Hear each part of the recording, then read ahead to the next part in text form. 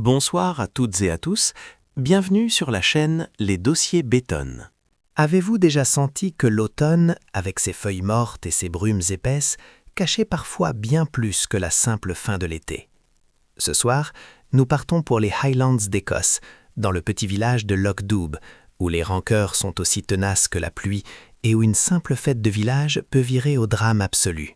Alors, avant de vous installer confortablement, pensez à mettre un pouce bleu sur la vidéo et à vous abonner, mais seulement si mon contenu vous plaît. Cela aide énormément la chaîne. Dites-nous aussi en commentaire d'où vous nous regardez et quelle heure il est chez vous. J'adore savoir que nous partageons ce moment de frisson aux quatre coins du monde. À présent, éteignez les lumières. Mettez éventuellement un léger bruit de fond, comme le crépitement d'un feu ou le souffle du vent, et que le mystère commence ce soir. Hamish Macbeth et les rancœurs au bal d'automne. Chapitre 1. Le retour de la brume. Le vent d'octobre s'engouffrait dans la cheminée du poste de police de Loch Doub avec un sifflement lugubre, tel un spectre cherchant à se réchauffer. Dehors, le loch n'était plus qu'une étendue d'encre noire, agitée de frissons sous la bruine incessante qui noyait les Highlands depuis 3 jours. À l'intérieur, cependant, une douce chaleur régnait, alimentée par le vieux poêle à charbon qui ronronnait courageusement. Hamish Macbeth, le policier local à la haute silhouette dégingandée et aux cheveux roux en bataille, était affalé dans son fauteuil élimé. Il fixait les flammes d'un œil vitreux, une tasse de thé à moitié vide en équilibre précaire sur le bras du siège. Pour tout dire, Hamish s'ennuyait, et il en était fort aise. L'absence de crime signifiait l'absence de l'inspecteur-chef Blair, ce qui, par extension, signifiait une vie paisible. À ses pieds, Lugs, son chien bâtard aux oreilles tombantes et au regard perpétuellement implorant, poussa un profond soupir avant de poser son museau sur la botte de son maître. De l'autre côté de la pièce, perchée sur le haut du dossier du canapé, telle une gargouille rousse, Sancy, la chatte sauvage apprivoisée, observait la scène avec un dédain royal. Ses yeux jaunes ne clignaient pas.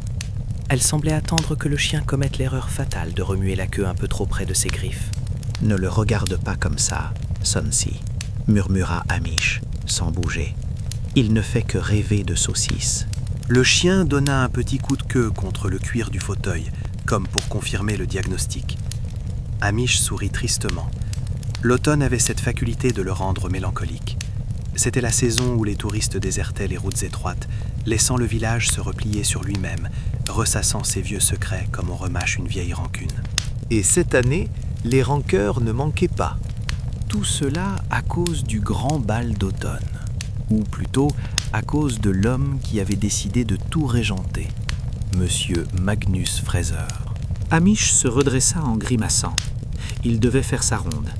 Non pas qu'il s'attendît à trouver des bandits de grand chemin sur les quais de Loch Doub, mais il avait promis au docteur Brody de passer voir l'avancement des décorations à la salle paroissiale. Il enfila sa grosse parka de police, celle qui sentait un peu le chien mouillé et le tabac froid, et enfonça sa casquette sur son crâne. « Gardez la maison !» lança-t-il à ses animaux. Lugs aboya joyeusement, espérant une promenade, mais se rassit piteusement en voyant la porte se refermer. Sancy, elle, bâilla en montrant ses crocs acérés et se recoucha en boule. Dehors, l'air était chargé d'embrun salé. En descendant la rue principale, Hamish vit 2 silhouettes familières s'abriter sous un parapluie écossais bien trop petit pour 2. C'étaient Nessie et Jessie Curry, les jumelles et commères officielles du village. Elles avançaient bras dessus, bras dessous, leurs têtes de petits oiseaux oscillant de gauche à droite. « Bonjour, Hamish » piailla Nessie. « Un temps à ne pas mettre un policier dehors, n'est-ce pas ?» renchérit Jessie, avec un petit rire aigu. « Bonjour, mesdames » répondit Hamish poliment. « Vous allez à la salle paroissiale ?» Les visages des 2 sœurs s'assombrirent instantanément, dans une synchronisation parfaite qui tenait du prodige. « Oh, nous y sommes passés » dit Nessie en pinçant les lèvres. « Mais l'ambiance y est électrique. »« Toxique » corrigeait Jessie. « Ce monsieur Fraser se prend pour l'amiral de la flotte. Il a fait pleurer la petite Isla McLean parce que ses guirlandes n'étaient pas assez symétriques. Et il a coupé l'électricité au pauvre Rory McPhee. » en pleine répétition de sonorisation, ajouta Nessie. Il a dit que sa musique était, je cite, du vacarme de sauvage. Hamish soupira intérieurement. Magnus Fraser, un ancien marin, revenu au pays, fort in fête, qui avait racheté l'ancien presbytère pour le transformer en chambre d'hôte de luxe. Depuis son arrivée, il traitait le village comme son équipage, avec une discipline de fer et un mépris total pour les traditions locales. Il ne se fera pas que des amis, commenta Hamish, neutre. Des amis ? S'esclaffa Jessie. Il a déjà la moitié du village à dos. Même Madame Cameron, la présidente du comité, semblait prête à l'étrangler avec une nappe en papier. C'est dire, conclut Nessie. Hamish les salua et poursuivit son chemin vers la salle paroissiale. Les paroles des jumelles, comme souvent, contenaient une part de vérité amplifiée par le théâtre local. Lochtube était un village paisible, certes, mais c'était une paix armée. En entrant dans le hall, Hamish fut assailli par une odeur de peinture fraîche et de cire à parquet. La grande salle était en effervescence. Des échelles étaient dressées contre les murs et des rubans orange et brun pendaient des poutres. Au centre de la pièce trônait Magnus Fraser. C'était un homme massif, le visage buriné par les vents du large, avec des yeux d'un bleu délavé qui ne souriait jamais. Il pointait un doigt accusateur vers une jeune femme aux cheveux clairs qui se tenait en haut d'un escabeau. « Plus haut, mademoiselle McLean !» aboya-t-il. « Bon sang, on dirait que vous n'avez jamais vu une ligne droite de votre vie. C'est pourtant simple, non ?» Isla McLean, l'institutrice et musicienne du village, redescendit de 2 marches, les joues en feu. Elle serrait un rouleau de papier crépon comme si elle souhaitait qu'il se transforme en arme contondante. Hamish savait que la famille d'Isla avait dû vendre son cottage ancestral à Magnus Fraser l'année précédente, une vente forcée par les dettes qui avait laissé une plaie vive dans le cœur de la jeune femme. « Je fais de mon mieux, monsieur Fraser, dit-elle d'une voix tremblante. « Votre mieux est médiocre, trancha l'ancien marin. » Dans un coin de la salle, près des immenses enceintes, Rory McPhee, le jeune DJ du village, observait la scène avec une haine non dissimulée. Il portait un casque audio autour du cou dont l'arceau semblait avoir été réparé avec du ruban adhésif. Il croisait et décroisait les bras, nerveux. Magnus avait rompu le contrat qui liait Rory à son établissement hôtelier la semaine précédente, privant le garçon d'un revenu vital pour l'hiver. Hamish s'approcha, les mains dans les poches. « Tout se passe bien, monsieur Fraser ?» demanda-t-il de sa voix traînante. Magnus pivota, toisant le policier de toute sa hauteur. « Ah, Macbeth, vous venez vérifier si nous avons un permis pour accrocher des ballons ? Ne restez pas dans mes jambes, nous avons un bal à préparer, et vu l'incompétence générale, je dois tout faire moi-même. » À cet instant, la porte de la cuisine s'ouvrit à la volée. Fiona Cameron, la présidente du comité paroissial, en sortit comme une furie. C'était une femme sèche, aux convictions religieuses aussi rigides que sa coiffure laquée. « Monsieur Fraser !» tonna-t-elle. « Je viens de voir le nouveau programme que vous avez imprimé. Vous avez supprimé la prière d'ouverture pour la remplacer par un discours de bienvenue de votre part. C'est intolérable. » Magnus eut un rire gras, désagréable. « Nous sommes au XXIe siècle, Fiona. Les gens veulent boire du punch et danser, pas écouter vos sermons poussiéreux. Mon discours remerciera les donateurs, c'est-à-dire principalement moi-même. C'est du marketing, ma pauvre amie. » Fiona devint violette. Elle froissa le papier qu'elle tenait entre ses doigts osseux. « L'orgueil précède la chute, monsieur Fraser. Souvenez-vous-en. » Elle tourna les talons et retourna en cuisine, claquant la porte si fort que le grand lustre en cristal, au centre de la salle, tinta lugubrement. Hamish leva les yeux vers le lustre. C'était une pièce magnifique, lourde et ancienne, suspendue par une épaisse corde de velours rouge qui remontait vers une poulie au plafond. Il eut un frisson qu'il mit sur le compte des courants d'air. « Charmante ambiance », murmura-t-il pour lui-même. Il quitta la salle, laissant Magnus Fraser aboyer de nouveaux ordres. Dehors, la pluie avait redoublé. Hamish avait un mauvais pressentiment. C'était comme si le village tout entier retenait son souffle, attendant que quelque chose se brise.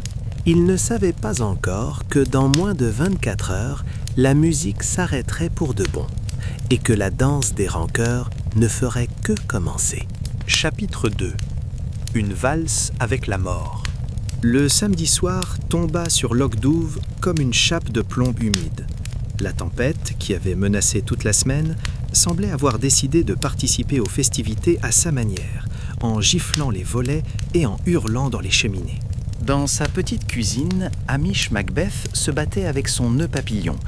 Il détestait les tenues de soirée.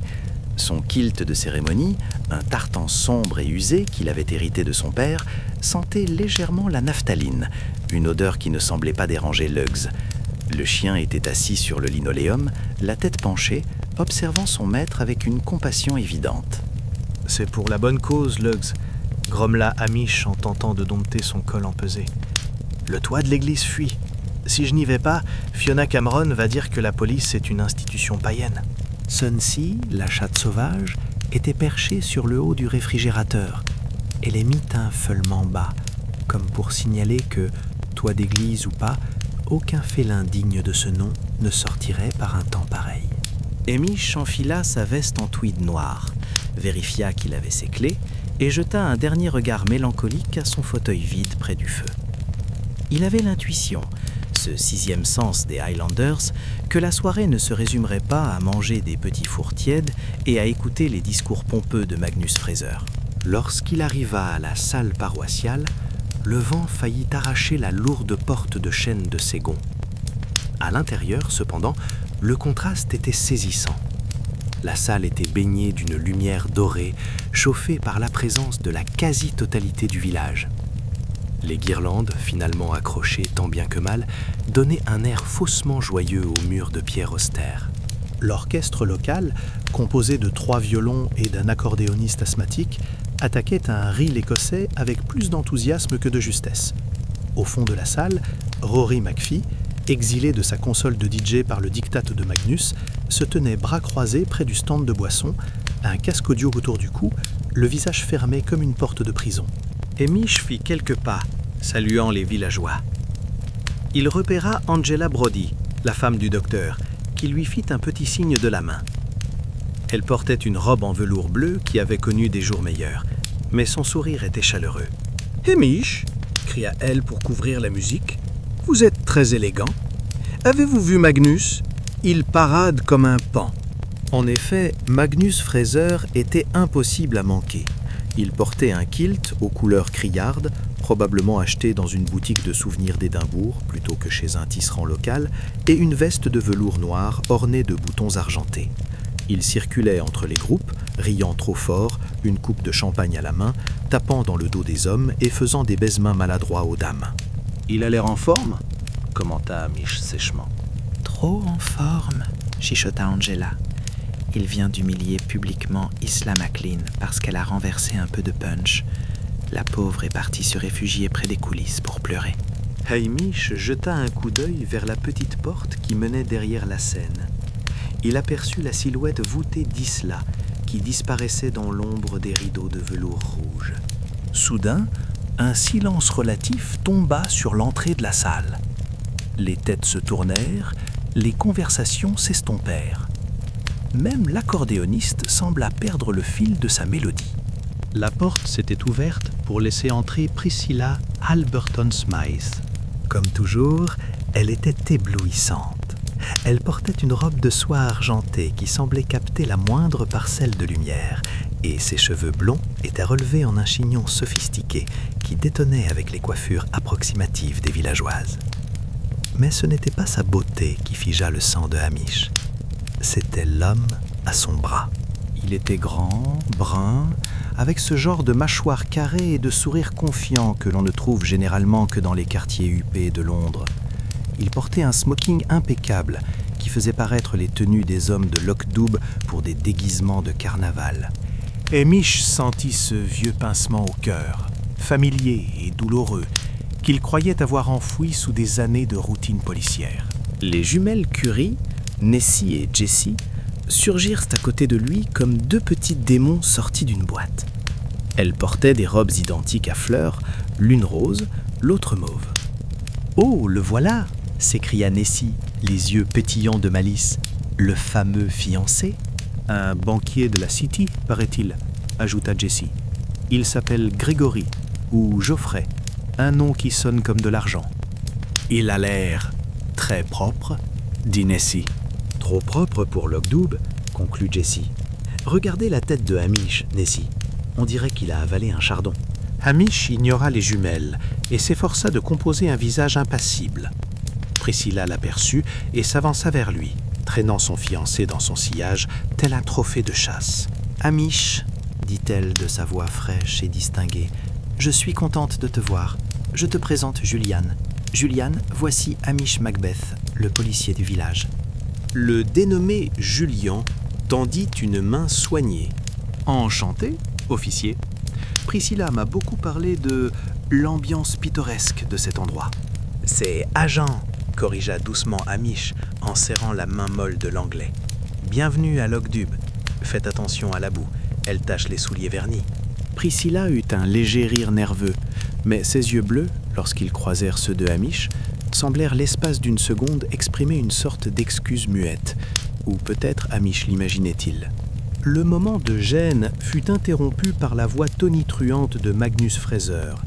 Il était monté sur l'estrade, le micro à la main, le visage rougeau luisant sous les spots. « Mesdames et messieurs, brailla-t-il, le Larsen faisant grimacer l'assemblée.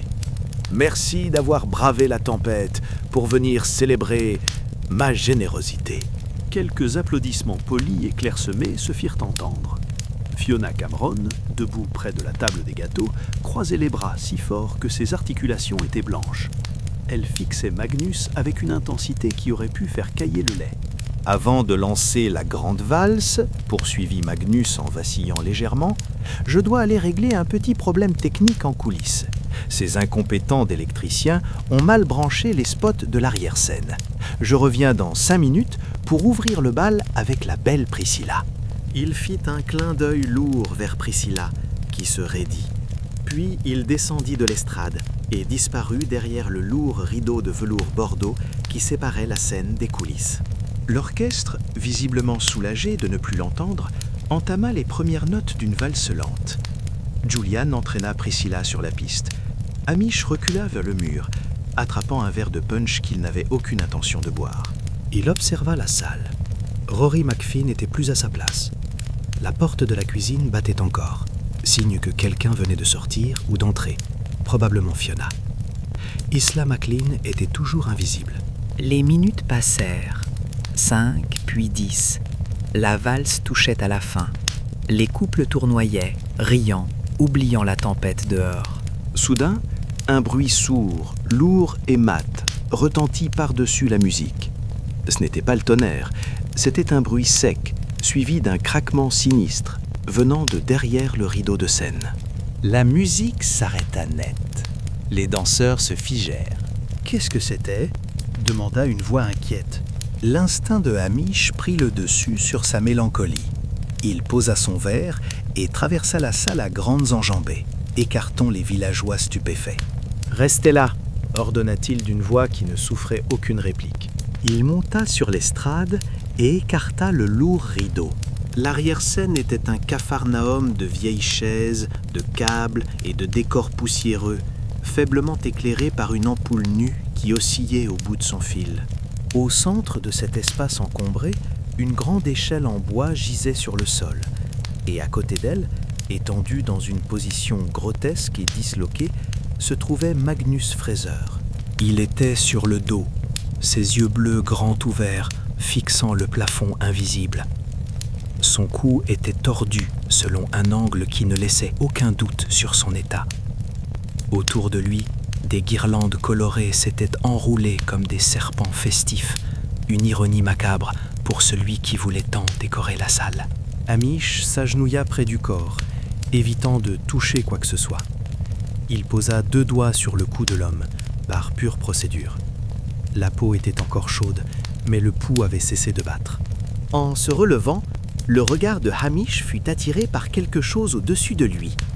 Le mécanisme de levage du grand lustre de la salle traversait cette zone. La grosse corde de chanvre, tendue à l'extrême, passer à hauteur d'homme avant de rejoindre les poulies. Hamish plissa les yeux. À un endroit précis, à environ 1,50 m du sol, la corde présentait une entaille nette. Pas une usure naturelle. Les brins avaient été tranchés, proprement, comme avec un rasoir ou un couteau très aiguisé. Il ne restait qu'un mince fil de chanvre pour retenir les centaines de kilos de cristal suspendus au-dessus des têtes des danseurs, de l'autre côté du rideau. Magnus n'était pas mort à cause du lustre, mais il semblait que la mort rôdait dans cette arrière-scène sous plusieurs formes ce soir-là. Hamish recula lentement et revint vers la salle principale. Tous les visages étaient tournés vers lui. L'inquiétude de Priscilla, la curiosité morbide des jumelles Curie, le visage blême de Rory McPhee qui venait de réapparaître par une porte latérale et l'air pincé de Fiona Cameron qui sortait de la cuisine en essuyant ses mains sur un torchon. Hamish prit une grande inspiration. Il détestait ce moment. Il détestait briser la paix, même illusoire, de son village. « La musique est terminée pour ce soir », annonça-t-il d'une voix calme mais qui porta jusqu'au fond de la salle. « Je vais devoir demander à tout le monde de rester calme et de ne pas quitter les lieux. Il y a eu un accident grave. » Alors que les murmures d'effroi commençaient à s'élever, Hamish sut avec certitude que ses ennuis ne faisaient que commencer. L'inspecteur-chef Blair n'allait pas tarder à débarquer avec ses gros sabots, et Hamish allait devoir naviguer entre un meurtre, un amour perdu et un village rempli de suspects qui avaient tous une excellente raison de vouloir voir Magnus Fraser mort. Chapitre 3. L'inspecteur Blair entre en scène. L'attente qui suivit la découverte du corps fut une épreuve pour les nerfs de chacun. Hamish avait interdit à quiconque de quitter la salle paroissiale, transformant la fête villageoise en un huis clos anxieux. L'orchestre avait rangé ses instruments dans un silence de mort et les villageois chuchotaient par petits groupes, lançant des regards furtifs vers le rideau de scène tiré.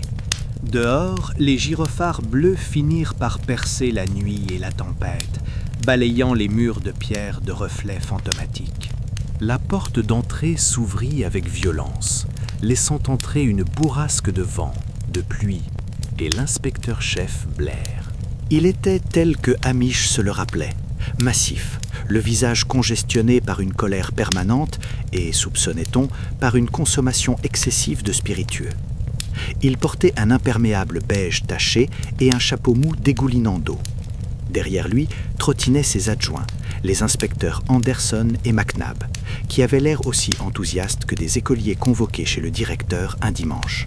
Blair balaya la salle du regard, ses petits yeux porcins s'arrêtant avec dédain sur les décorations festives, avant de repérer Hamish. « Macbeth !» hurla-t-il, faisant sursauter la moitié de l'assemblée. « Bon sang, pourquoi faut-il toujours que vous soyez là où il y a des ennuis ? J'étais à un dîner important à Stratben. » Le dîner important se traduisait probablement par une bouteille de whisky bon marché devant la télévision, songeait Hamish, notant l'haleine chargée de son supérieur qui arrivait jusqu'à lui malgré l'odeur de cire et de parfum bon marché de la salle. « C'est mon village, monsieur », répondit Hamish d'une voix égale. « Le corps est derrière ce rideau. Je n'ai touché à rien. »« Encore heureux », grogna Blair en le bousculant au passage. « Anderson, McNabb, faites sortir tout ce bétail. Prenez les noms et les adresses et qu'ils rentrent chez eux.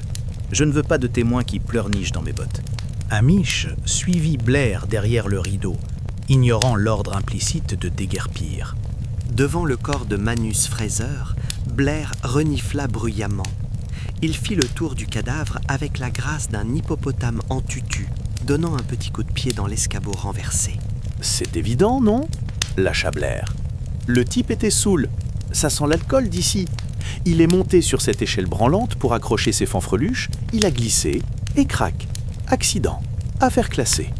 Je vais pouvoir rentrer avant que ma voiture ne rouille sous cette pluie maudite. » Hamish se racla la gorge, un son discret mais irritant. « Avec tout le respect que je vous dois, monsieur, vous devriez regarder la corde du lustre. » Blair se retourna, le visage cramoisi. « Quoi ? La corde ? Vous prenez pour Sherlock Holmes maintenant, Macbeth ? Regardez juste au-dessus de votre tête, insista doucement Hamish. L'inspecteur-chef leva les yeux, plissant le front. Il vit la corde de velours rouge, tendue à l'extrême, et l'entaille nette qui avait sectionné les 2/3 de son épaisseur. « Bon sang !» murmura Blair. Si Magnus n'était pas tombé de l'échelle, poursuivit Hamish, il aurait probablement tiré sur cette corde pour hisser le lustre un peu plus haut ou pour une vérification. Et alors, Il laissa sa phrase en suspens, pointant du doigt l'immense masse de cristal qui pendait de l'autre côté du rideau, juste au-dessus de l'endroit où Magnus devait prononcer son discours. Blair devint pâle, puis vira au rouge brique. L'idée qu'il avait failli conclure à l'accident le rendait furieux, mais il ne l'admettrait jamais. « Tentative de meurtre donc », aboya-t-il pour reprendre la main. « Quelqu'un a saboté la corde. Fraser est monté sur l'échelle, a vu le sabotage, a perdu l'équilibre sous le choc et s'est rompu le cou. C'est un homicide. » il se mit à arpenter la petite zone encombrée, cherchant une proie sur qui passer ses nerfs. Soudain, son pied heurta quelque chose. Il se baissa et ramassa un objet en plastique noir et argent. C'était un casque audio, l'arceau brisé en deux. Tiens, ricana Blair en brandissant l'objet comme un trophée. Qu'est-ce qu'on a là?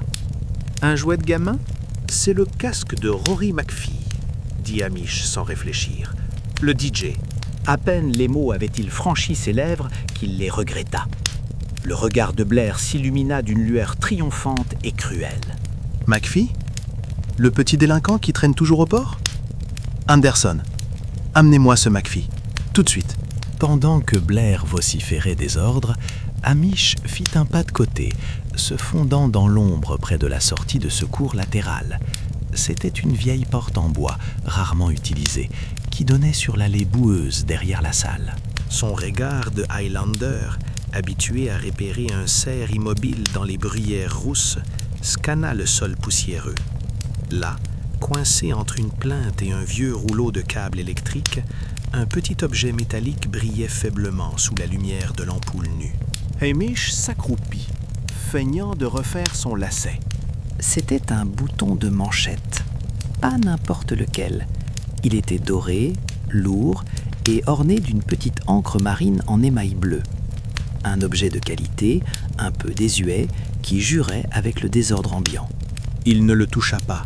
Il savait que s'il le montrait à Blair maintenant, l'inspecteur le mettrait dans sa poche sans le répertorier, ou accuserait Hamish de l'avoir planté là. Blair avait déjà son coupable idéal avec le jeune Rory. De l'autre côté du rideau, des cris s'élevèrent. Anderson ramenait Rory McPhee manu militari. Le jeune homme se débattait, son visage pâle, tordu par la peur et la colère. « Lâchez-moi, je n'ai rien fait !» criait Rory. Blair écarta le rideau et apparut sur la scène, surplombant la salle tel un juge de l'Inquisition. Il brandit le casque brisé. « À qui est-ce, hein ?» hurla-t-il. « C'est le mien, admit Rory. Il est tombé. » Tombé derrière la scène, près d'un homme mort et cassé, comme s'il y avait eu une lutte. Magnus me l'a arraché des mains, il l'a jeté par terre. On s'est disputé, oui, mais je suis parti. Il était vivant quand je suis parti. C'est cela? Oui, ricana Blair. Embarquez-le. Suspicion de meurtre. On verra s'il est aussi bavard au poste à Stradbane. Mais vous ne pouvez pas faire ça, intervint une voix claire. Hamish vit Priscilla s'avancer au pied de l'estrade.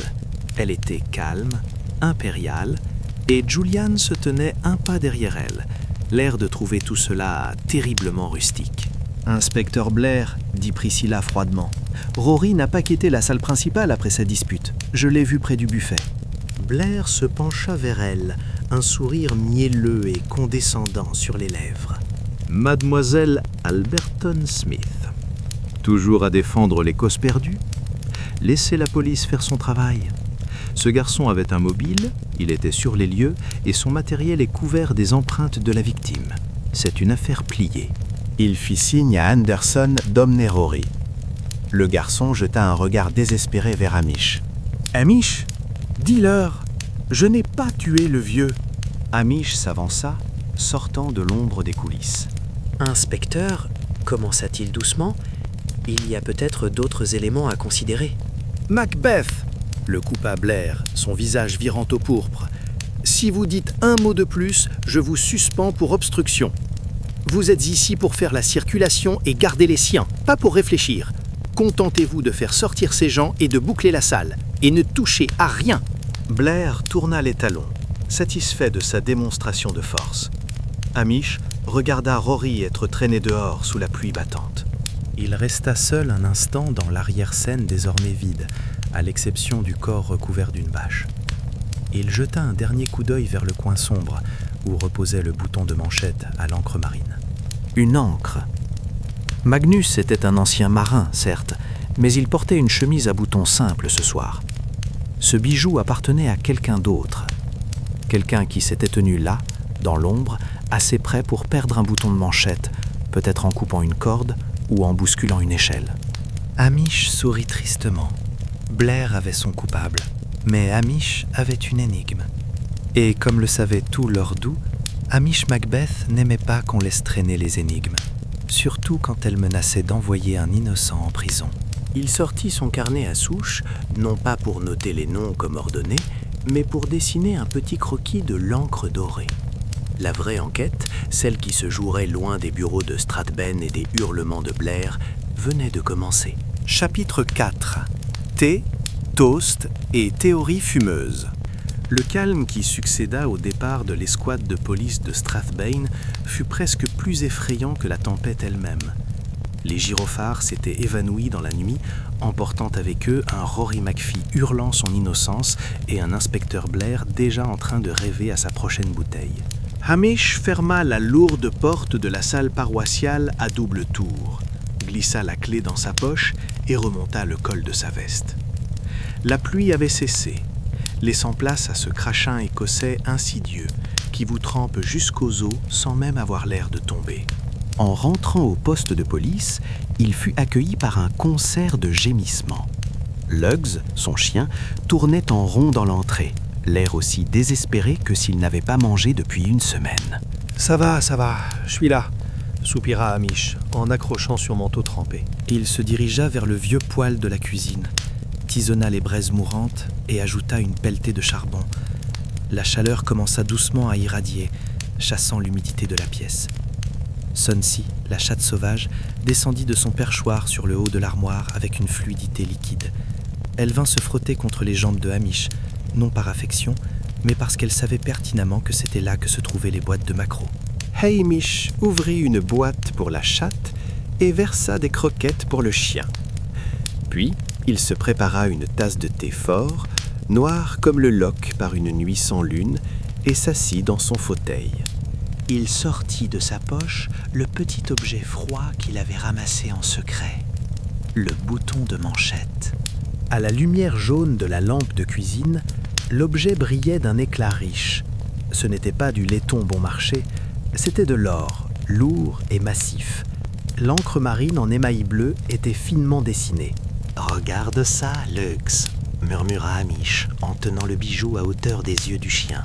Lugs posa son menton sur le genou de Hamish et poussa un long soupir, ses grands yeux bruns fixés sur son maître avec une adoration totale. « Tu as raison », continua Hamish. « Rory McPhee porte des t-shirts avec des slogans de groupe de rock, pas des chemises à poignets mousquetaires. Et Magnus Fraser, il portait une veste en velours avec des boutons argentés cousus. Ce petit bijou appartient à quelqu'un d'autre, quelqu'un qui a des goûts de luxe, ou qui veut le faire croire. » Sonsy, ayant fini son repas, sauta sur l'accoudoir du fauteuil. Elle tendit une patte griffue vers le bouton de manchette, ses pupilles verticales se dilatant. « Bats les pattes, toi !» dit Hamish en refermant sa main. « C'est une preuve. Enfin, une preuve que je garde pour moi pour l'instant. Si je la donne à Blair, elle finira perdue dans un tiroir ou vendue chez un prêteur sur gage. » Il resta longtemps assis là, écoutant le vent siffler dans le conduit de cheminée. Il pensait à Rory, seul dans une cellule froide à Strathbane. Il pensait à Priscilla, au bras de ce Julian si parfait. Et il pensait à Magnus Fraser, dont l'ambition s'était fracassée au pied d'une échelle. Le lendemain matin était un dimanche. À Loch-Dubh, le dimanche est sacré, non seulement pour le culte, mais surtout pour l'échange des informations glanées la veille. La brume s'était levée, dévoilant un ciel d'un gris perle assez lumineux pour faire croire à l'arrivée prochaine du soleil. Un mensonge météorologique typique des Highlands. Hamish, après un petit déjeuner composé de toast brûlés et de café lyophilisé, décida de faire un tour au village. Il avait besoin de prendre la température. Il n'eut pas à aller bien loin. Devant l'épicerie de M. Patel, le parlement informel de Logdov était déjà en séance. Nessie et Jessie Curry tenaient le crachoir, entourés de quelques villageois avides. À la vue de l'agent de police, le cercle s'ouvrit. « Ah, Hamish !» s'écria Nessie, ajustant son chapeau-cloche qui menaçait de s'envoler. « C'est une tragédie, une véritable tragédie grecque !» « Pire qu'à la télévision ?» renchérit Jessie. « On dit que le pauvre Rory a avoué. C'est vrai ?»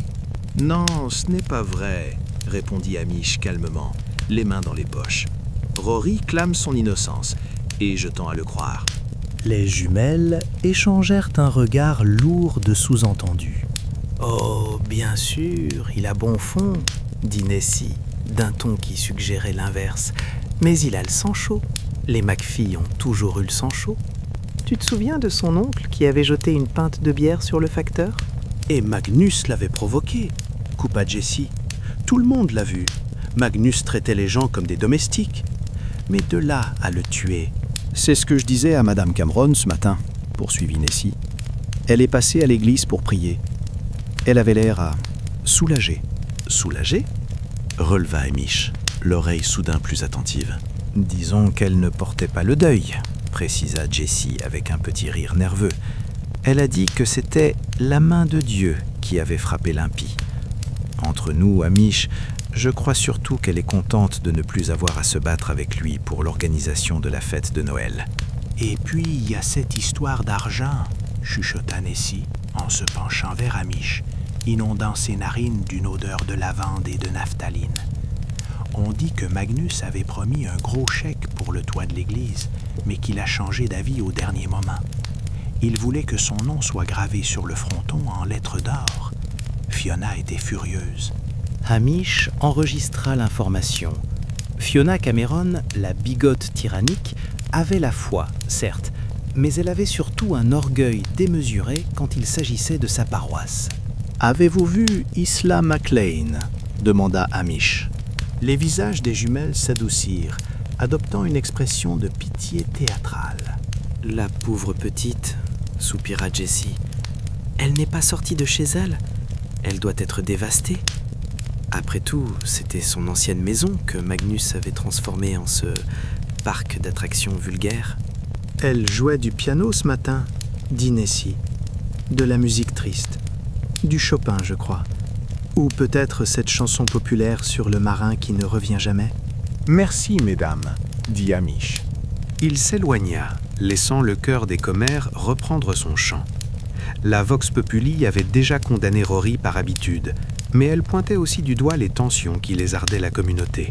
Hamish se dirigea vers le petit cottage qu'Isla louait à la sortie du village, près de la lande. C'était une masure en pierre, bien loin du confort de l'ancien presbytère où elle avait grandi. En approchant, il entendit effectivement quelques notes de piano s'échapper par la fenêtre entr'ouverte. Isla était une musicienne talentueuse, l'une des rares insensibles de Logdub. Il frappa à la porte peinte en bleu délavé. La musique s'arrêta. Quelques secondes plus tard, Isla ouvrit. Elle portait un gros pull en laine gris et ses yeux étaient rougis. « Hamish !» dit-elle d'une voix faible. « Tu viens m'arrêter aussi ?»« Ne dis pas de bêtises, Isla. Je viens voir si tu as du thé. Le mien a le goût de l'eau de vaisselle ce matin. » Elle esquissa un sourire triste et s'écarta pour le laisser entrer. L'intérieur était modeste, encombré de partitions et de livres. Sur la table de la cuisine, un étui à violon était ouvert. Pendant qu'elle remplissait la bouilloire, Hamish s'assit. « Je sais que tu ne portais pas Magnus dans ton cœur, » commença-t-il doucement. Isla se figea, le dos tourné. « Je le haïssais, Hamish. Je ne vais pas te mentir.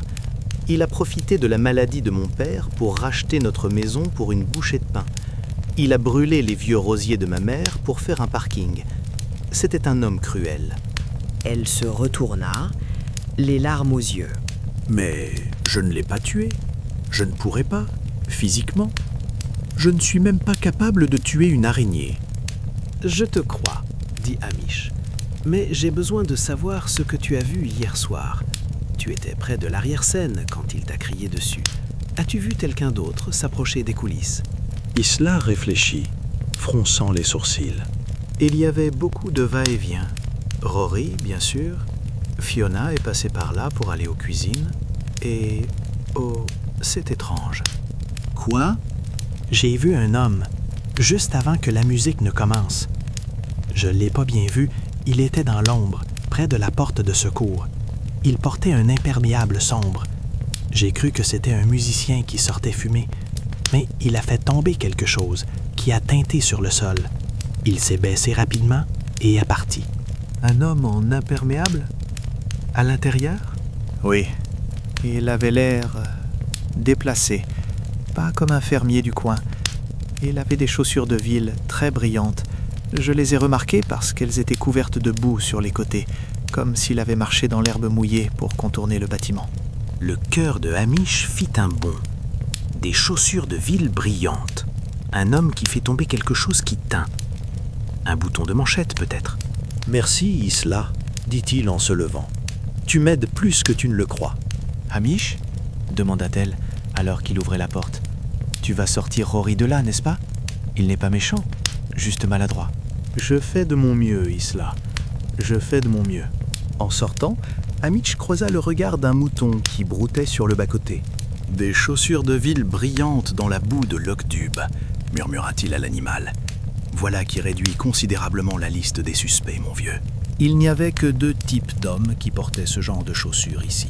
Les agents des pompes funèbres et les invités de marque de l'hôtel Thomel Castle. Et ils savaient pertinemment où se trouvait le salon funéraire, fermé le dimanche. Il restait donc l'hôtel et un certain fiancé londonien qui trouvait tout cela terriblement rustique. Hamish ajusta sa casquette. Il était temps d'aller présenter ses hommages à la haute société. Chapitre 5. Un thé amer au château. Le Thomel Castle Hotel se dressait sur une colline surplombant le loch, une bâtisse victorienne hérissée de tourelles et de créneaux purement décoratifs, conçus pour impressionner les touristes américains en mal de racines aristocratiques. Pour Hamish, ce bâtiment représentait surtout une forteresse imprenable où vivait la femme qu'il aimait et où il n'était toléré que par politesse. Il gara le vieux fourgon de police bleu et blanc à côté d'une Jaguar rutilante et d'une Range Rover dont la carrosserie n'avait jamais connu la boue. En descendant du véhicule, il lissa son uniforme. Il avait remis sa casquette à damier, espérant qu'elle lui donnerait un air d'autorité officielle, bien qu'il se sentisse, comme souvent ici, tel un paysan invité à la table du seigneur. Le hall de l'hôtel sentait la cire d'abeille, les fleurs fraîches et l'argent ancien. Monsieur Johnson, le directeur de l'hôtel, un homme qui semblait avoir avalé un manche à balai dans sa jeunesse et ne jamais l'avoir digéré, intercepta Hamish avant même qu'il n'atteigne le grand salon. « Macbeth, dit-il d'un ton pincé, si vous cherchez le personnel de cuisine pour des restes, ils sont occupés. » « Je viens voir mademoiselle Priscilla et son invité, » répondit Hamish, imperturbable. « Affaire de police. » Jenson renifla avec mépris, mais s'écarta. Ils sont dans le salon d'hiver. Essayez de ne pas renverser de vase Ming. Hamish traversa les couloirs feutrés. Dans le salon d'hiver, une pièce aux grandes baies vitrées offrant une vue spectaculaire sur le loch gris, Priscilla et Julian prenaient le thé. La scène était d'une perfection agaçante. La porcelaine fine, les petits sandwichs au concombre et le feu de cheminée qui crépitait doucement. Priscilla leva les yeux. Son visage, encadré par la lumière du jour, était impassible. Mais Hamish crut y déceler une ombre de fatigue. « Hamish, dit-elle, entre. Veux-tu une tasse de thé ?» « Non, merci, Priscilla. Je ne voudrais pas déranger. » Julien, le fiancé, reposa sa tasse avec un tintement agacé. Il portait aujourd'hui un pull en cachemire collevé d'un beige coûteux et un pantalon de velours côtelé. Il avait l'air du parfait gentleman campagnard, tel qu'on se l'imagine dans les feuilletons télévisés. « Encore vous » soupira Julian. « Je croyais que l'inspecteur Blair avait tout réglé. Ce petit voyou de DJ est sous les verrous, n'est-ce pas? En effet, dit Hamish, en adoptant son air le plus niais, laissant ses épaules s'affaisser légèrement et sa bouche s'entr'ouvrir. L'inspecteur est très efficace, un grand homme, mais vous savez comment c'est, la paperasse, il faut remplir les petites cases. Il sortit son carnet à souche et cornet et humecta son crayon à papier, une habitude qui avait le don d'exaspérer les citadins. Juste quelques détails pour le rapport, monsieur. Simons, Julian Simons. Je suis conseiller en investissement à la City. Investissement, répéta Hamish en notant laborieusement. C'est fascinant. Et vous connaissiez le défunt, ce pauvre Magnus Fraser? Julien eut un rire bref et sans joie. Connaître est un grand mot. Nous avions échangé quelques correspondances. Il avait des prétentions immobilières ridicules. Il voulait transformer ce coin perdu en une sorte de Riviera du Nord. Il m'avait contacté pour trouver des capitaux. Ah, fit Hamish, l'air vaguement intéressé. Et vous l'avez aidé? Certainement pas. Son projet était bancal et l'homme était un mufle. Je lui ai dit ses 4 vérités hier soir, avant le bal. Avant le bal, répéta Hamish. Priscilla intervint, posant une main apaisante sur le bras de Julian. Julian a croisé Magnus près du port hier après-midi, Hamish. Ils ont eu une discussion animée. C'est tout. Hamish hocha la tête, comme si cela expliquait tout. Il laissa son regard errer dans la pièce, s'attardant sur les pieds de Julian. L'homme portait des chaussons d'intérieur en cuir souple. « C'est bien dommage, dit Hamish. Surtout pour vos chaussures. »« Pardon ?» fit Julian, surpris. Avec toute cette boue hier soir, mademoiselle Maclean, l'institutrice, m'a dit avoir vu un homme très élégant contourner la salle paroissiale dans l'herbe détrempée. Elle a remarqué ses belles chaussures vernies. Je me disais que c'était dommage d'abîmer de si beaux souliers pour aller fumer une cigarette en cachette. Julien se raidit imperceptiblement. Priscilla tourna brusquement la tête vers son fiancé. « Tu es sorti pendant le bal, Julien? Tu m'as dit que tu allais aux toilettes. » Julien se racla la gorge, visiblement mal à l'aise. J'avais besoin d'air frais, Priscilla. Cette musique barbare et cette foule, j'étouffais. Je suis sorti par la porte latérale quelques minutes. Est-ce un crime de vouloir respirer? Non, bien sûr, dit Hamish avec un sourire bonhomme. Mais c'est curieux. La porte latérale donne directement sur l'arrière des coulisses, là où Magnus est mort. Le silence qui suivit fut lourd.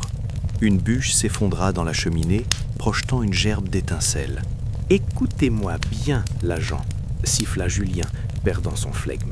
Je ne sais pas ce que vous insinuez, mais je ne suis pas un assassin. Je suis un homme d'affaires respecté. Si je veux éliminer un concurrent ou une nuisance, je le rachète ou je lui envoie mes avocats. Je ne coupe pas des cordes dans une salle de fête municipale. »« Je n'ai jamais parlé de cordes coupées, » dit Hamish doucement. Julien blêmit. « Blair. L'inspecteur Blair l'a hurlé hier soir. Tout le monde l'a entendu. »« C'est vrai, » concéda Hamish. Blair a une voix qui porte. Il referma son carnet. Il avait obtenu ce qu'il voulait. Julian était sur les lieux. Il avait menti à Priscilla et il avait un lien d'affaires conflictuel avec la victime. Mais il manquait encore le lien physique, l'encre dorée. « Une dernière chose, monsieur Simons, » dit Hamish en se dirigeant vers la porte. « C'est une très belle tenue que vous avez là, très country chic. Mais je ne vois pas vos boutons de manchette. Vous en portiez de magnifiques hier soir. Des ancres, n'est-ce pas? En hommage à notre passé maritime, j'imagine. » Les yeux de Julian firent un aller-retour rapide vers ses poignets, cachés sous les manches de son pull. J'en ai plusieurs paires. Je ne me souviens pas de celle que je portais. Dommage, dit Hamish. J'aime bien les ancres. Ça symbolise la stabilité ou le poids qui nous entraîne vers le fond.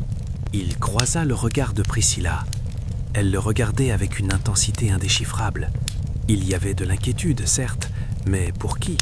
Pour son fiancé soupçonné de meurtre ou pour Hamish qui jouait à un jeu dangereux? « Au revoir, Priscilla. Au revoir, monsieur Simons. Profitez bien de votre thé. » En sortant du château, Hamish prit une grande inspiration d'air frais. Le vent du loch lui parut soudain plus pur que l'atmosphère confinée du salon. Il avait secoué le prunier. Maintenant, il fallait voir ce qui allait tomber. Julian Simons était arrogant, menteur et avait un mobile financier. Mais était-il assez stupide pour perdre un bouton de manchette sur une scène de crime et le laisser là? Hamish remonta dans son fourgon. Il avait une autre visite à faire. Si Julien disait vrai sur les projets immobiliers de Magnus, alors il y avait une autre personne à Loch Dhu qui devait être au courant. Quelqu'un qui détestait le changement encore plus que le péché. Il mit le contact et prit la direction de la maison de Fiona Cameron. Chapitre 6.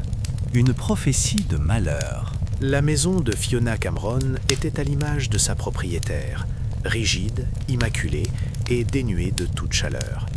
C'était un côté de Jean-Pierre grise, situé sur les hauteurs du village, dont les fenêtres ressemblaient à des yeux suspicieux surveillant la moralité de Loch Dhu. Hamish gara le fourgon devant la barrière blanche fraîchement repeinte. Pas un brin d'herbe ne dépassait dans le jardin. Les bégonias étaient alignés comme des soldats à la parade. En s'approchant de la porte, Hamish essuya soigneusement ses bottes, sachant qu'une trace de boue sur le paillasson de Fiona équivaudrait à une déclaration de guerre. Il frappa. La porte s'ouvrit presque instantanément, comme si Fiona l'attendait derrière le judas. Elle portait un tablier à fleurs par-dessus sa robe du dimanche et tenait un chiffon à poussière comme une arme. Une odeur forte de cire et de vinaigre s'échappait du couloir. « Je n'achète rien, Macbeth, dit-elle sèchement. Et si c'est pour la quête de l'église, vous êtes en retard. »« Je viens pour l'enquête, Fiona, répondit Hamish en retirant sa casquette. Je peux entrer ? Elle hésita, ses lèvres minces formant une ligne de désapprobation, puis elle s'écarta à contre-cœur. « Ne touchez à rien. Je viens de faire les cuivres. » Le salon était étouffant. Les napperons en dentelle recouvraient chaque surface disponible, et une horloge grand-père égrenait les secondes avec un tic-tac accusateur. Fiona se rassit dans un fauteuil droit et reprit le polissage vigoureux d'un chandelier en argent. « Alors ?» demanda-t-elle sans le regarder. « Avez-vous fini par comprendre que c'était un châtiment divin ? Magnus Fraser a défié le Seigneur avec sa vanité, et le Seigneur l'a fait chuter.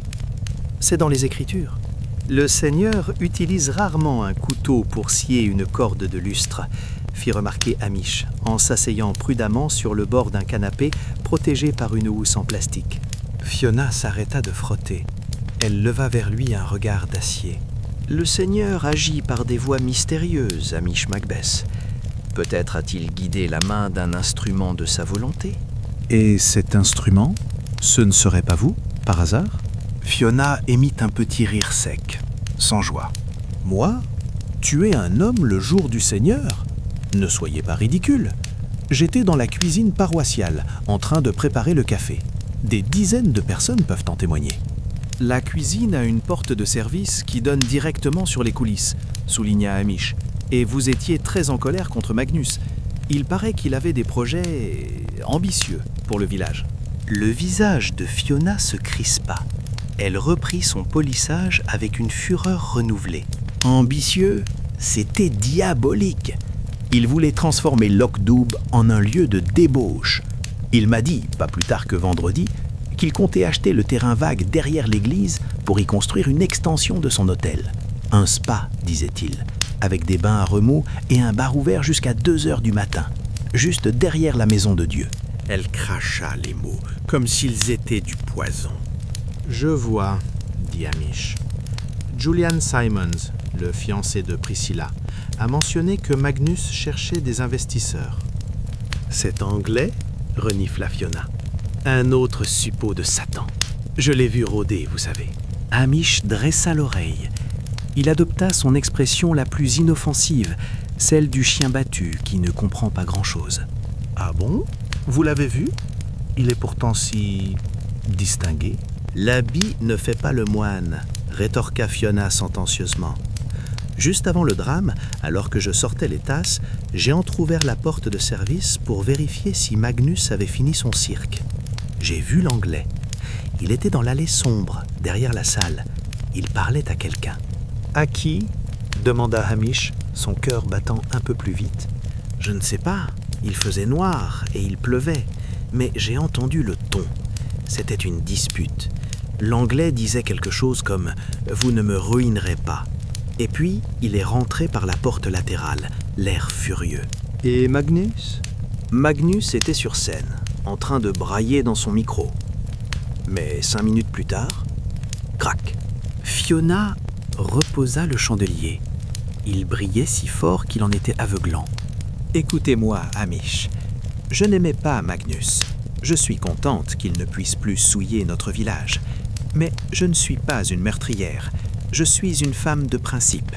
Si j'avais voulu le tuer, je l'aurais regardé droit dans les yeux et je lui aurais cité l'Apocalypse avant de le pousser.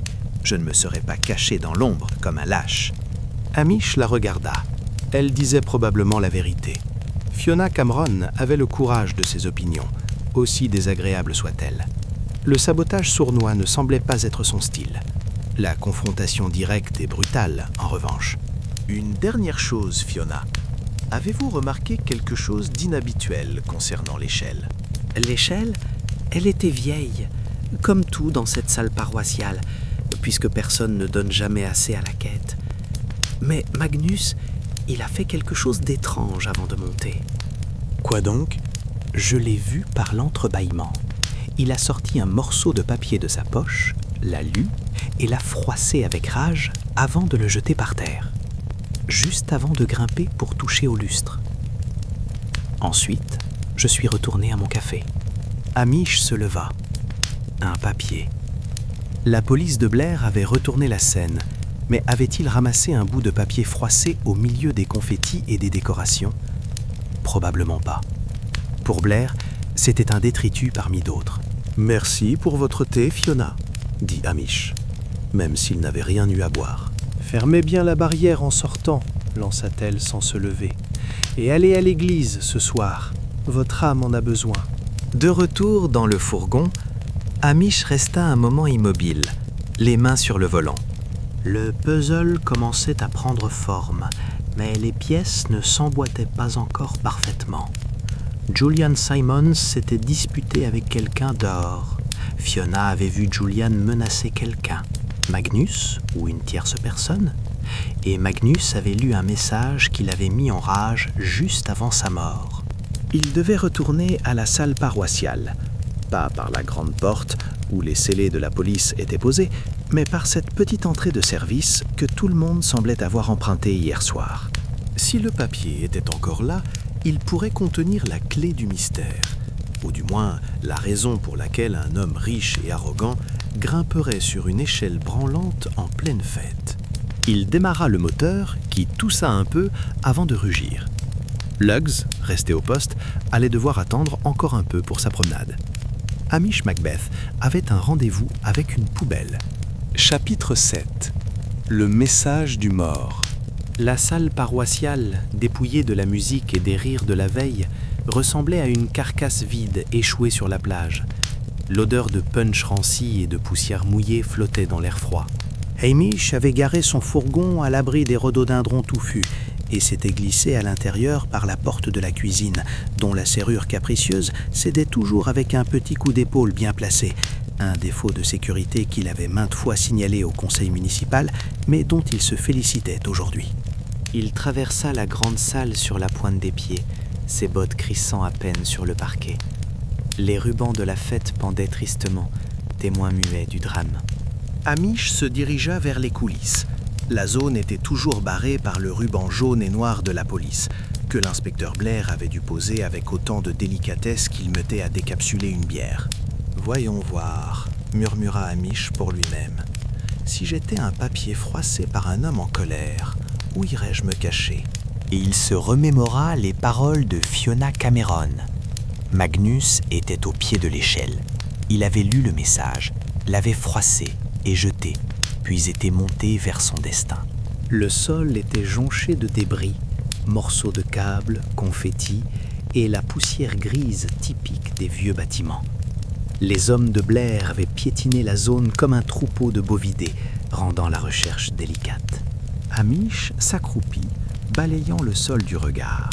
Il repéra un vieux ticket de tombola, un emballage de chewing-gum et des clous rouillés. Rien qui ressemble à une note menaçante.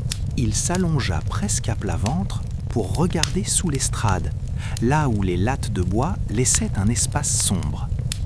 Quelque chose de blanc y luisait faiblement. Il tendit le bras, grimaçant alors que la poussière lui piquait le nez, et attrapa l'objet. C'était une feuille de papier roulée en boule serrée. Hamish se releva et la défroissa avec précaution. C'était une page arrachée au programme du bal, celui-là même que Magnus avait fait réimprimer. Au verso, écrit au feutre noir d'une main tremblante mais agressive, on pouvait lire ces quelques mots.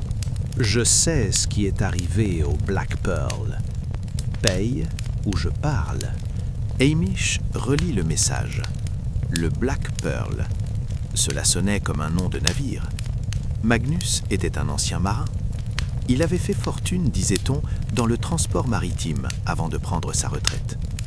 Mais les rumeurs allaient bon train sur la nature exacte de sa cargaison.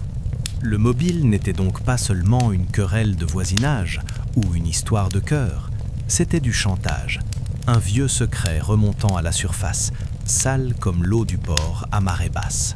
Hamish sortit une petite pochette en plastique de sa poche et y glissa le papier. Soudain, un bruit le figea sur place.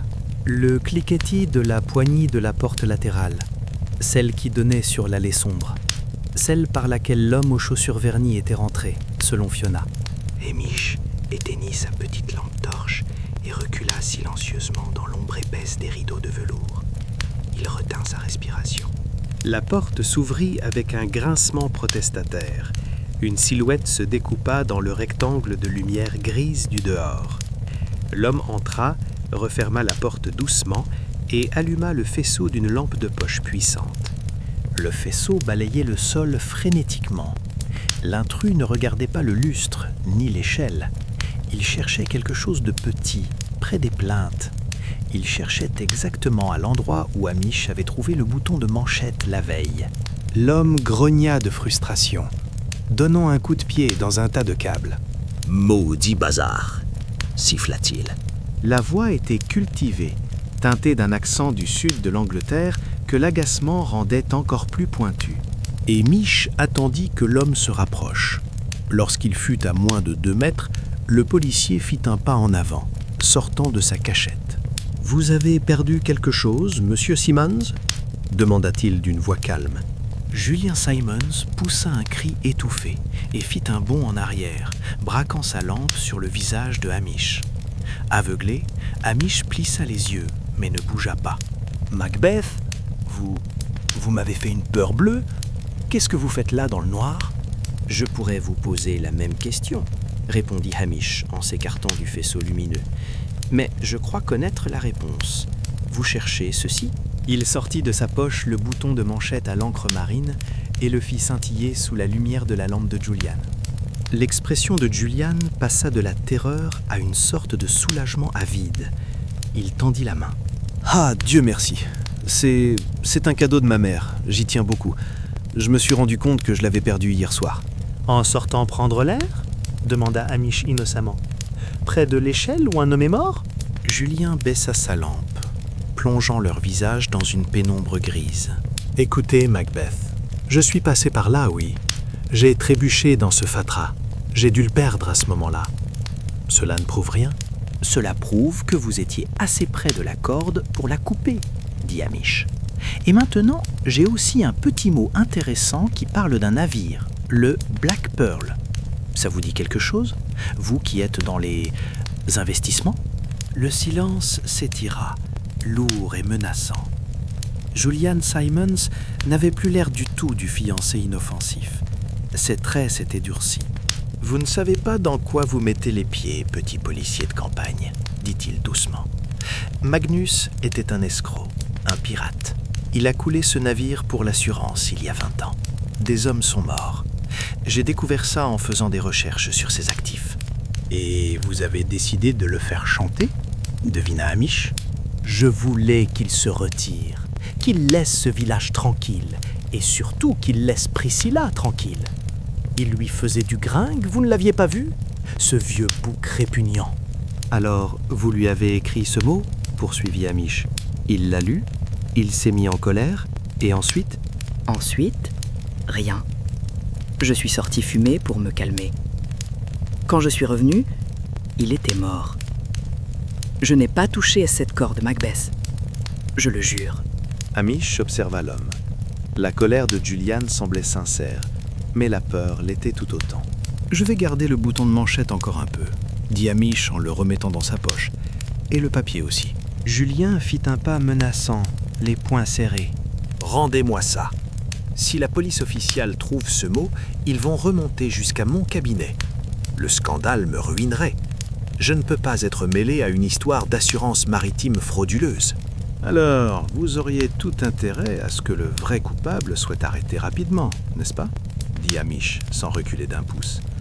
Parce que pour l'instant, Monsieur Simons, vous êtes en tête de ma liste. Et croyez-moi, les cellules de Stradbane sont beaucoup moins confortables que le salon d'hiver du château. Il contourna Julian et se dirigea vers la sortie. « Ne quittez pas le village », lança-t-il par-dessus son épaule. « Et essayez de ne plus perdre vos affaires sur les scènes de crime. Ça fait désordre. » Hamish sortit sous le ciel bas de l'après-midi. Il avait secoué l'arbre encore plus fort, et cette fois, une grosse branche menaçait de lui tomber dessus. Julian avait un mobile, l'opportunité, et le secret du Black Pearl. Mais quelque chose clochait. Si Julien avait voulu tuer Magnus pour le faire taire, pourquoi lui donner un avertissement écrit juste avant ? Le chantage sert à obtenir de l'argent ou un service, pas à tuer la poule aux œufs d'or. Non, le meurtre était trop passionnel ou trop précipité. Hamish remonta dans son fourgon. Il devait vérifier cette histoire de Black Pearl. Et pour cela, il n'avait besoin ni d'ordinateur, ni de base de données. Il avait besoin de quelqu'un qui connaissait les histoires de la mer mieux que personne. Il devait aller voir le vieux Angus MacDonald, le devin autoproclamé du village, qui prétendait entendre les murmures de l'océan, et qui avait surtout un abonnement à toutes les revues maritimes depuis 1960. Chapitre 8. La mémoire de l'eau. Le cottage d'Angus MacDonald se trouvait à l'extrémité ouest du village, là où la route goudronnée abdiquait face à un chemin de terre chaotique qui serpentait vers les falaises. Angus vivait seul, si l'on exceptait une odeur persistante de choux bouillis et de vieux chiens mouillés, bien qu'il n'eût plus de chiens depuis 10 ans. Angus se prétendait doté du don de double vue, une faculté bien pratique qui lui permettait surtout de prédire ce que ses voisins allaient faire en se basant sur les ragots qu'il écoutait aux portes. Mais il était aussi la mémoire vivante de Locktube, une encyclopédie poussiéreuse de scandales maritimes et de généalogie douteuse. Hamish gara son fourgon devant la masure. Le toit de chaume semblait souffrir d'alopécie et les fenêtres étaient si crasseuses qu'elles paraissaient opaques. Il frappa à la porte. « Entrez !» croissa une voix à l'intérieur. « Je savais que vous viendriez. Les esprits me l'ont dit. » « Les esprits et le bruit de mon moteur qui s'entend à 3 kilomètres, marmonna Hamish en poussant le battant. L'intérieur était sombre, encombré de piles de vieux journaux jaunis, de filets de pêche emmêlés et de bocaux contenant des substances indéfinissables. Angus était assis dans un fauteuil à bascule, enveloppé dans une couverture écossaise trouée. Ses cheveux blancs partaient dans toutes les directions, comme s'il venait de mettre les doigts dans une prise électrique. « Assieds-toi, Hamish Macbeth, » dit le vieil homme, en pointant un tabouret boiteux. « La mort plane sur Loch-Douve. Je l'ai vue dans l'écume des vagues ce matin. Une ombre noire. » C'était probablement une marée noire de mazout, Angus. Je viens te parler d'un navire, un vrai, le Black Pearl. À ce nom, Angus cessa de se balancer. Ses petits yeux vifs, nichés dans un réseau de rides profondes, se fixèrent sur le policier. Le Black Pearl, ça remonte à loin, ça. 20 ans, peut-être plus. Pourquoi remues-tu cette vase ? Parce que Magnus Fraser était dessus. Et qu'il semble que ce navire ait coulé dans des circonstances lucratives. Angus eut un petit rire édenté qui ressemblait au bruit d'une scie sur du bois mort. Il se pencha pour attraper une bouteille de whisky bon marché cachée sous sa chaise. Il en versa une rasade dans 2 tasses ébréchées, sans demander son avis à Hamish. Lucrative, c'est le mot, mon garçon. Magnus était le capitaine. Le Black Pearl transportait une cargaison de machines-outils vers l'Amérique du Sud. Il a coulé par temps calme, au large des Açores. L'équipage a été sauvé, sauf un homme, le mécanicien. Il est resté coincé en bas. Et l'assurance? A payé rubis sur l'ongle. Magnus a touché sa part, le propriétaire aussi. Tout le monde savait que c'était une arnaque, mais personne n'a pu le prouver. Les fonds marins gardent bien les secrets. Hamish prit la tasse par politesse, mais se garda bien de boire le liquide ambré qui sentait le dissolvant. Je sais que Julian Simons, le fiancé de Priscilla, était au courant. Il faisait chanter Magnus. Mais je me demande si quelqu'un d'autre à Loch-Dubh connaissait cette histoire. Quelqu'un qui aurait une raison personnelle d'en vouloir à Magnus. Ce mécanicien mort, il était d'ici? Angus secoua la tête. Non, un gars de Glasgow? Pas de famille ici. Hamish soupira, déçu. Sa théorie d'une vengeance familiale tombait à l'eau. Cependant, reprit Angus en plissant les yeux, l'air malicieux, c'est drôle que tu m'en parles, parce que tu n'es pas le premier à venir fouiner dans mes vieilles revues maritimes ce mois-ci. Le cœur de Hamish rata un battement. Qui est venu, Angus? La petite institutrice, Isla MacLean. Isla? Répéta Hamish, stupéfait. Pourquoi s'intéresserait-elle à des vieilles histoires de naufrage?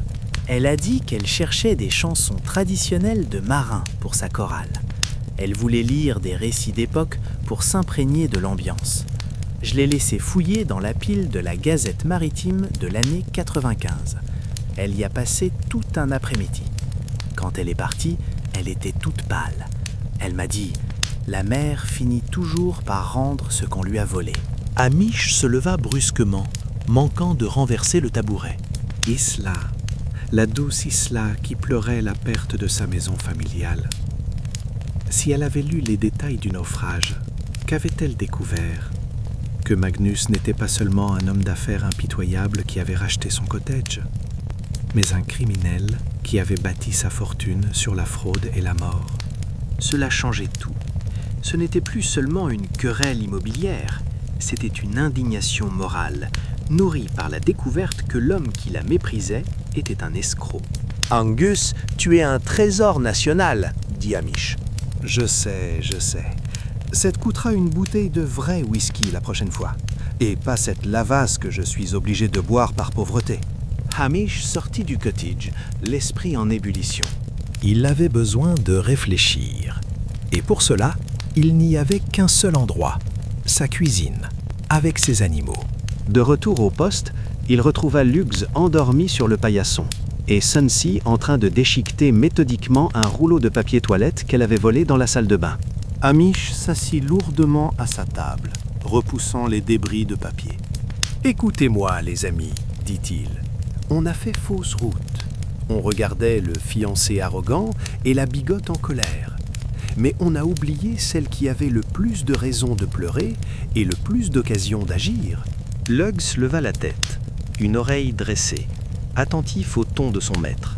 Hamish ferma les yeux, visualisant la salle paroissiale avant le bal. Isla était là toute la journée. Elle accrochait des guirlandes. Elle était montée sur l'échelle des dizaines de fois. Magnus l'avait humiliée publiquement. Mais surtout, Isla s'occupait des fleurs. « Les fleurs ?» murmura Hamish. Il se leva et fit les 100 pas dans la petite cuisine. Pour arranger les gros bouquets de l'estrade, il faut couper les tiges épaisses. Il faut des outils, des sécateurs ou un couteau de fleuriste, très aiguisé. Sunsea donna un coup de patte dans le carton vide du rouleau, qui roula jusqu'au pied de Hamish. Exactement, Sunsea. Elle avait l'arme du crime dans sa poche toute la journée. Hamish reprit le fil des événements. Fiona avait vu Magnus lire le message de chantage de Julian et le jeter. Magnus était furieux. Il était monté sur l'échelle pour ajuster le lustre, peut-être pour passer ses nerfs.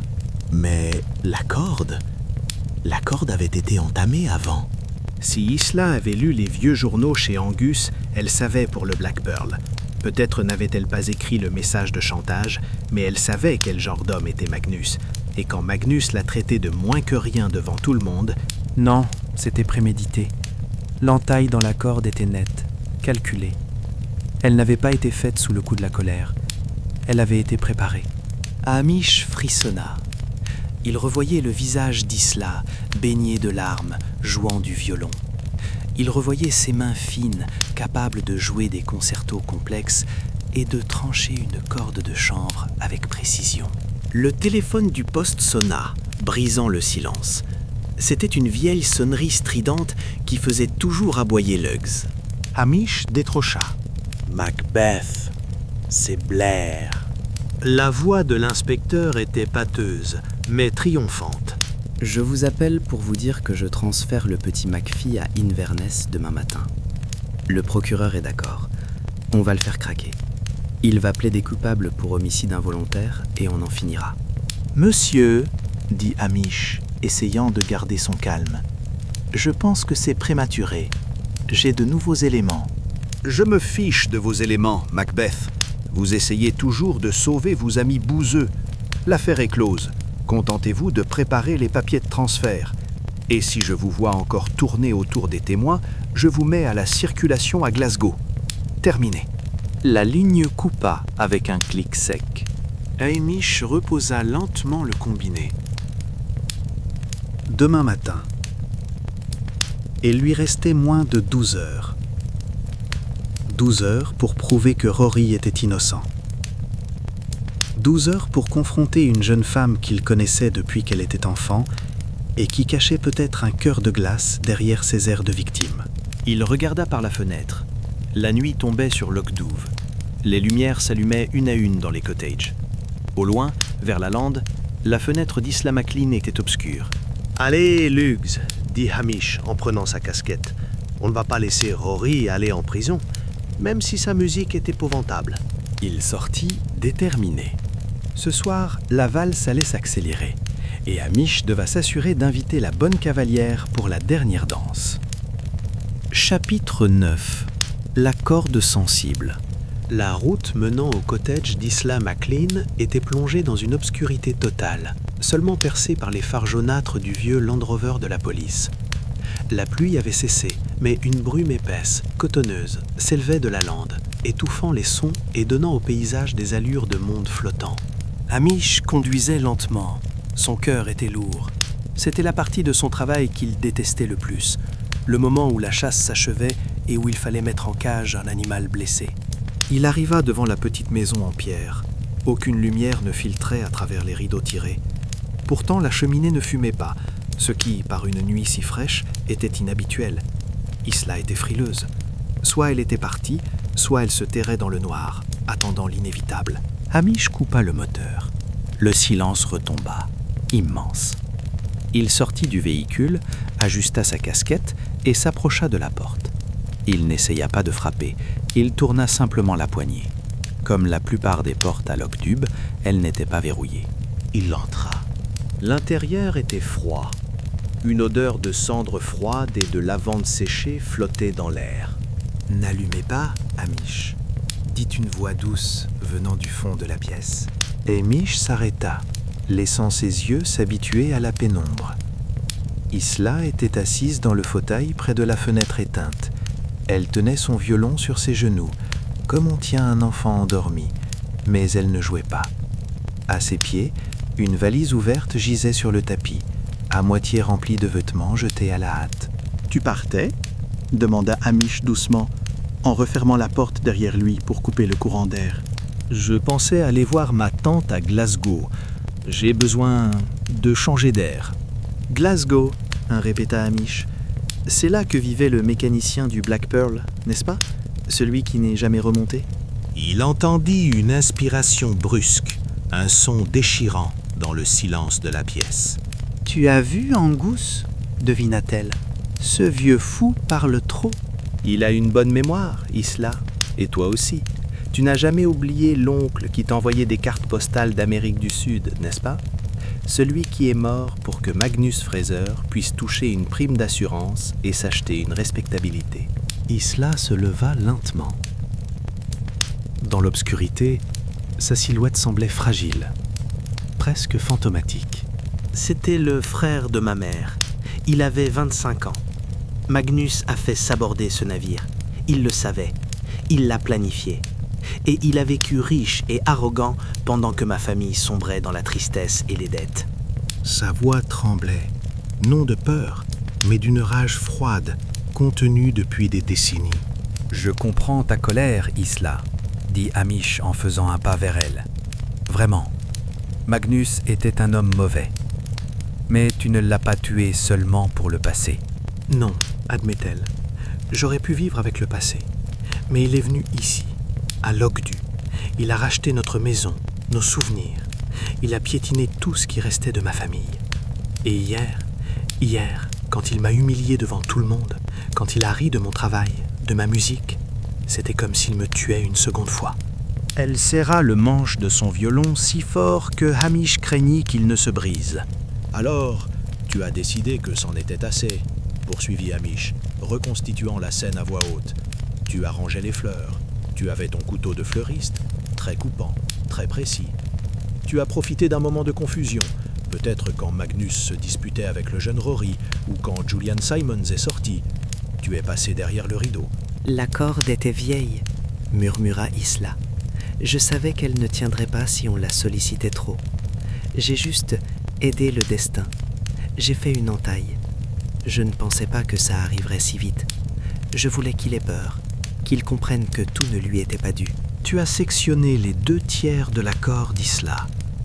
C'était une condamnation à mort. Quand il est monté sur l'échelle et qu'il a tiré pour ajuster la hauteur, le poids du lustre a fait le reste. La tension a rompu les derniers brins, le lustre a fait un soubresaut, l'échelle a vacillé et il est tombé. Isla se rassit lourdement, comme si ses jambes ne la portaient plus. C'était un accident, Hamish, une justice poétique. Le Black Pearl a coulé et Magnus est tombé. C'est la même chose. Ce n'est pas la même chose pour la loi, dit Hamish avec tristesse. Et ce n'est certainement pas la même chose pour Rory McPhee. À l'évocation du nom du DJ, Isla releva la tête. Oui, Blair l'emmène à Inverness demain matin. Il va être inculpé pour meurtre. Il risque la prison à vie, Isla. C'est un gamin agaçant, je te l'accorde, mais il est innocent. Peux-tu vivre avec ça? Peux-tu laisser un autre innocent payer pour les crimes de Magnus Fraser? Ta vengeance contre un monstre va créer une autre victime. Le silence s'étira de nouveau, mais cette fois il était chargé d'hésitation. Isla MacLean n'était pas une tueuse de sang-froid. C'était une femme blessée, poussée à bout par le deuil et l'humiliation. Hamish misait tout sur sa conscience. Je ne voulais pas que Rory soit accusé, balbutia-t-elle. Je pensais qu'il conclurait à l'accident, que tout le monde serait soulagé. Blair ne croit pas aux accidents quand il peut avoir une promotion, dit Hamish. Il a besoin d'un coupable. Si tu ne parles pas, Rory perd.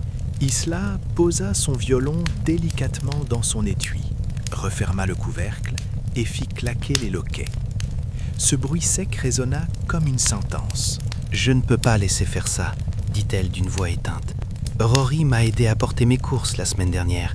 Il est gentil, au fond. » Elle se dirigea vers la table de la cuisine et ouvrit un tiroir. Hamish se tendit, prêt à bondir, la main sur sa matraque. Mais Isla en sortit simplement un petit objet métallique recourbé, un couteau de fleuriste à la lame courte et incurvée. « Il y a encore des fibres rouges de la corde sur la lame, dit-elle en le posant sur la table. Je n'ai même pas pensé à le nettoyer.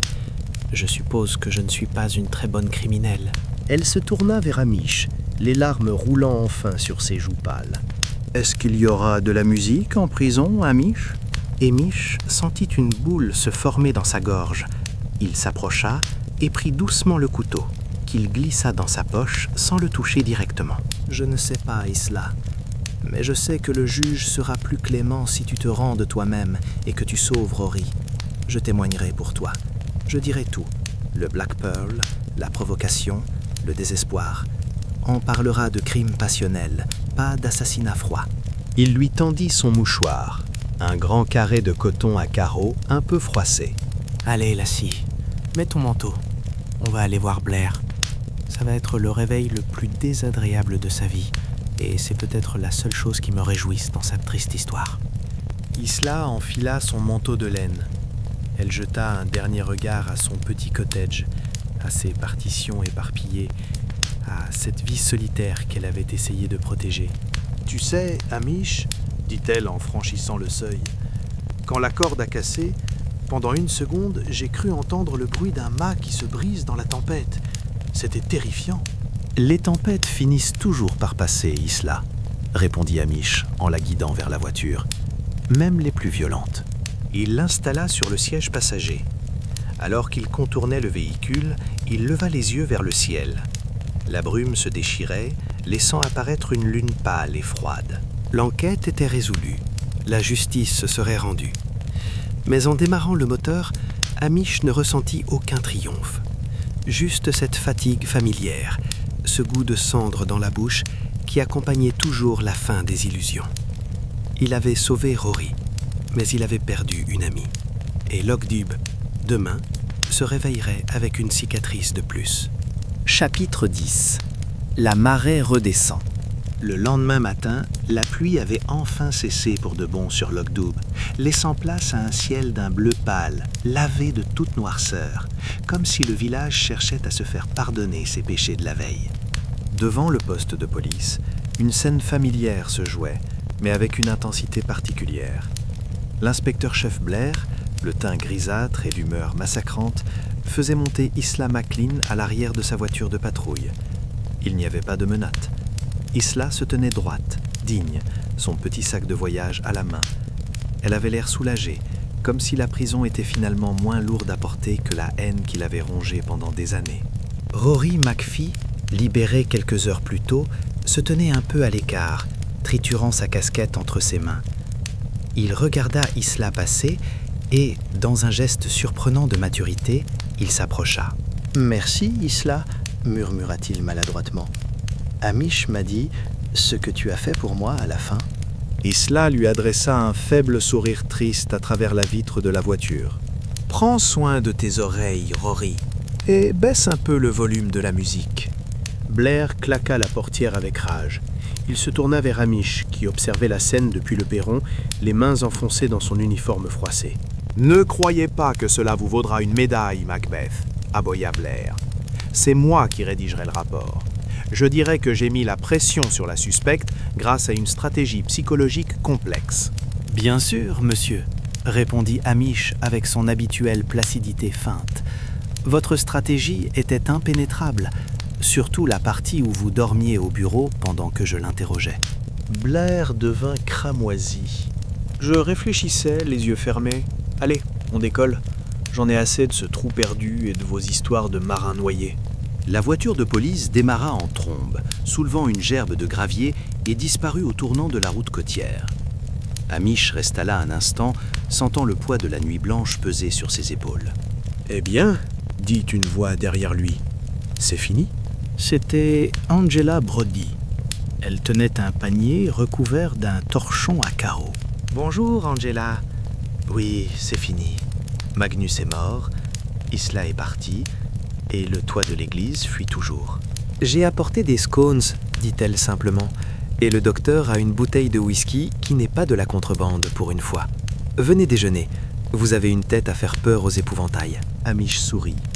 C'était cela, Lockdube. Le drame passait, mais le thé et les scones restaient. Plus tard dans la journée, Amish se rendit au Tomel Castle Hotel. Il devait clore le dernier chapitre de cette affaire. Il trouva Priscilla et Julian en train de charger leurs bagages dans la luxueuse voiture de sport. Julian avait l'air nerveux. Il évitait soigneusement le regard de Amish. Il savait que le policier détenait toujours le bouton de manchette et le papier compromettant, mais qu'il ne les utiliserait pas tant que Julian resterait loin, très loin de Lockdube. « Vous partez déjà ?» demanda Amish. Priscilla se retourna. Elle portait un manteau de cachemire beige et des lunettes de soleil, bien que le soleil fût timide. « Oui, Amish, Julian a des affaires urgentes à Londres, et cet endroit est décidément trop agité pour nous. » Elle s'approcha de lui, laissant Julian s'affairer avec les valises. Elle baissa légèrement ses lunettes, révélant ses yeux bleus qui avaient le pouvoir de faire bégayer Amish depuis l'école primaire. « Tu as été brillant, Amish, comme toujours. Julian m'a tout raconté, enfin, sa version. Il a eu peur. Il n'est pas très courageux, tu sais. L'argent ne donne pas le courage, Priscilla. Il donne juste les moyens de se cacher. Elle eut un petit rire amer. Peut-être. Tu sais, Amish, parfois je me demande... Elle s'arrêta, regardant le loch scintiller en contrebas. Tu te demandes quoi? Si la vie ici n'est pas plus réelle que tout ce que j'ai à Londres, malgré les meurtres. C'est juste la vie, Priscilla, avec ses marées hautes et ses marées basses. Julien klaxonna, impatient. Je dois y aller, dit-elle, en remettant ses lunettes, érigeant de nouveau cette barrière invisible entre eux. Prends soin de toi, Amish, et nourris bien ce chien ridicule. Elle monta dans la voiture. Le moteur rugit et la Jaguar s'éloigna, ne laissant derrière elle qu'une odeur d'essence et de parfum coûteux. Amish regarda la voiture disparaître, ressentant ce mélange familier de tristesse et de soulagement. Elle était partie, mais il restait. Et au fond, c'était mieux ainsi. Sur le chemin du retour, il croisa les jumelles Curie. Elles étaient postées devant l'épicerie, telles 2 sentinelles de l'information. « Hamish !» cria Nessie. « On a su pour Isla. Quelle histoire! Une tragédie romantique, n'est-ce pas ?» Tué par vengeance pour l'honneur de sa famille, renchérit Jessie, les yeux brillants. C'est presque noble. Enfin, si on oublie la partie où elle a scié une corde. Et Fiona Cameron demanda Nessie. Elle dit partout que c'est grâce à ses prières que la vérité a éclaté. Amish soupira. Laissez Fiona dire ce qu'elle veut. La vérité, mesdames, c'est que la rancœur est un poison qui se boit froid, mais qui finit toujours par rendre malade celui qui le verse. Il les laissa méditer sur cette pensée philosophique et rentra enfin chez lui. Le poste de police était calme. Lugz l'accueillit avec une danse de la joie effrénée, ses griffes claquant sur le linoléum, tandis que Sansi, fidèle à elle-même, ouvrit un œil paresseux depuis le dossier du fauteuil, avant de se rendormir. Hamish retira ses bottes, enfila ses vieux chaussons et raviva le feu. Il s'installa dans son fauteuil, Lugz posant immédiatement sa tête lourde sur ses genoux. Il repensa à l'encre dorée qu'il avait jetée dans le loch en passant sur le quai. Il repensa au couteau de fleuriste, scellé dans un sac à preuve. Il repensa à la musique d'Isla, qui ne résonnerait plus sur la lande avant longtemps. « Tu sais, Lugz, dit-il, en grattant le chien derrière les oreilles, les gens courent après l'argent, comme Magnus, après le statut, comme Juliane, ou après une perfection impossible, comme Fiona. » Lugz émit un petit grognement d'approbation. Mais au final, poursuivit Amish, tout ce qui compte vraiment, c'est un toit qui ne fuit pas trop, un feu qui chauffe et une bonne tasse de thé. Et peut-être, juste peut-être, la conscience tranquille. Sansi s'étira, bâilla en montrant ses crocs, et vint se lever en boule sur les genoux de Amish, repoussant le chien d'un coup de patte autoritaire. Pour une fois, Lugz ne protesta pas et accepta de partager son maître. Dehors, le crépuscule tombait sur Lochdouf, enveloppant le village, le château et le cottage du policier dans une même ombre bienveillante. La vie reprenait son cours, paisible et immuable, en attendant la prochaine marée, la prochaine tempête ou le prochain meurtre. Mais pour ce soir, tout était calme. Hamish Macbeth ferma les yeux, et pour la première fois depuis une semaine, il s'endormit sans rêver.